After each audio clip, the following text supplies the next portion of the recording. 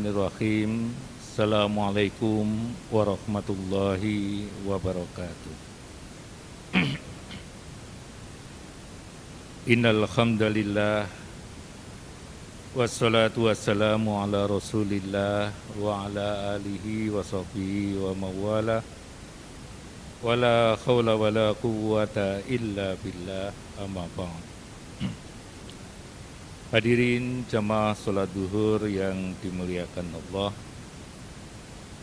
Pada awal tahun Hijriah ini, marilah kita melakukan flashback atau kilas balik dari peristiwa monumental yang menjadi salah satu tonggak dari sejarah Islam, yakni peristiwa hijrah Nabi Muhammad SAW, yang di dalamnya kita bisa menemukan berbagai macam hikmah yang tersembunyi di balik peristiwa tersebut.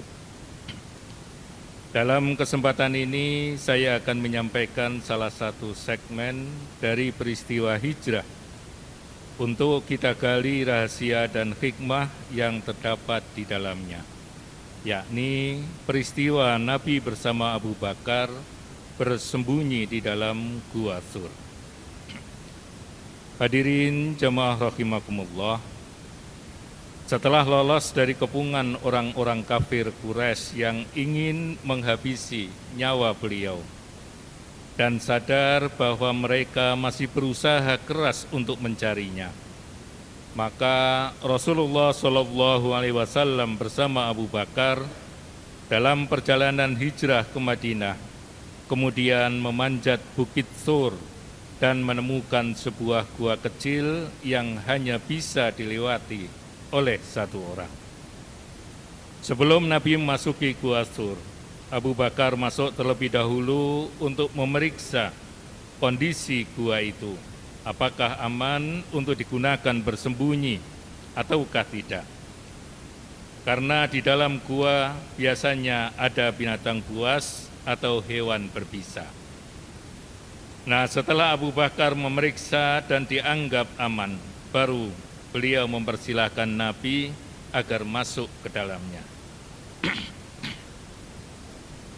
Hadirin jemaah rahimakumullah, di dalam gua itu karena sangat lelah, Nabi kemudian tertidur. Beliau meletakkan kepalanya di atas paha Abu Bakar. Kaki Nabi terlihat melepuh bengkak karena beliau berjalan tanpa alas kaki. Waktu memangku Nabi yang sedang tidur itu, tiba-tiba Abu Bakar melihat di dekat jempol kakinya ada lubang yang luput dari pengamatannya. Dari lubang itu akan keluar kalajengking besar yang siap untuk menyengat. Abu Bakar segera menutup lubang itu dengan ibu jari kakinya. Segera setelah itu dirasakan olehnya sengatan atau gigitan kalajengking yang sangat-sangat menyakitkan. Menahan sakit yang luar biasa itu mengakibatkan badan Abu Bakar menggigil dan seluruh tubuhnya gemetar. Sehingga Nabi kemudian terjaga dari tidurnya. Baru Nabi mengetahui apa yang terjadi. Dengan cepat beliau berusaha untuk mengeluarkan bisa dari jempol kaki Abu Bakar, serta kemudian mengobatinya dan berdoa, sehingga Abu Bakar langsung diberi kesembuhan oleh Allah Subhanahu wa ta'ala. Sementara itu orang-orang musyrik Quraisy terus mencari Nabi dengan menggunakan ahli-ahli jejak padang pasir, sampai kemudian mereka mendekati Gua Tsur, tempat persembunyian Nabi dan Abu Bakar. Detik-detik yang sangat mencekam dan menegangkan pun terjadi saat orang-orang Quraisy itu naik ke Bukit Tsur dan mengamati gua. Mereka saling berdebat satu sama lain, apakah Rasulullah dan Abu Bakar masuk ke dalam gua dan bersembunyi di sana. Saat itu Abu Bakar dengan jelas mendengar pembicaraan itu dan melihat kaki-kaki mereka di atas gua. Hal itu membuat Abu Bakar semakin khawatir dan bertambah kecil hati. Sehingga beliau berbisik di dekat telinga Nabi, "Wahai Rasulullah, Sekiranya mereka melihat ke bawah telapak kakinya, pasti mereka akan menemukan keberadaan kita.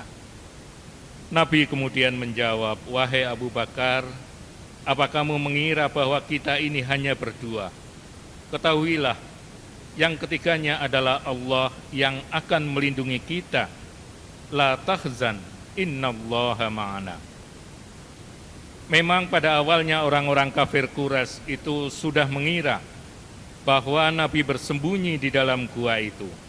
Akan tetapi setelah mereka melihat di mulut gua itu terdapat sarang laba-laba yang utuh dan tidak rusak sedikit pun.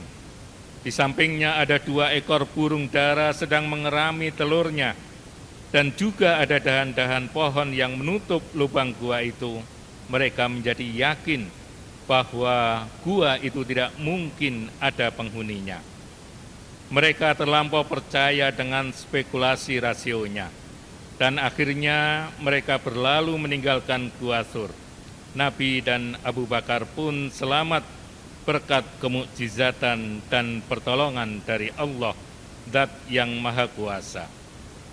Peristiwa itu diabadikan di dalam Al-Quran Surat At-Taubah ayat 40.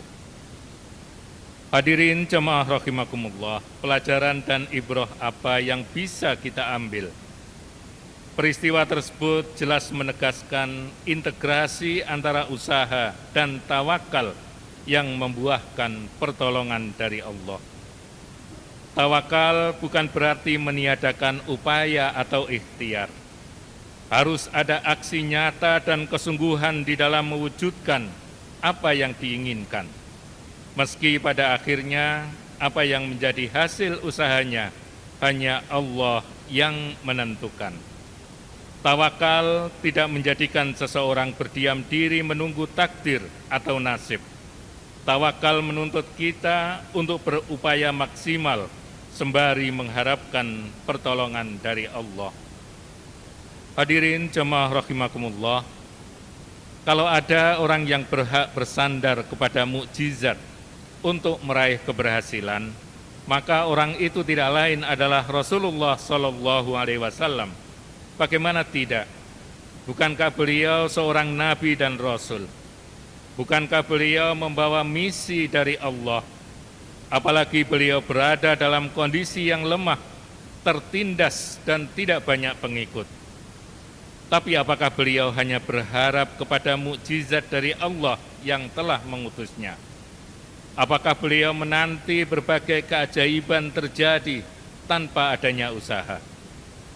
Hadirin jemaah rahimakumullah, peristiwa hijrah merupakan bukti kuat bahwa Rasulullah SAW tidak tergantung kepada mukjizat.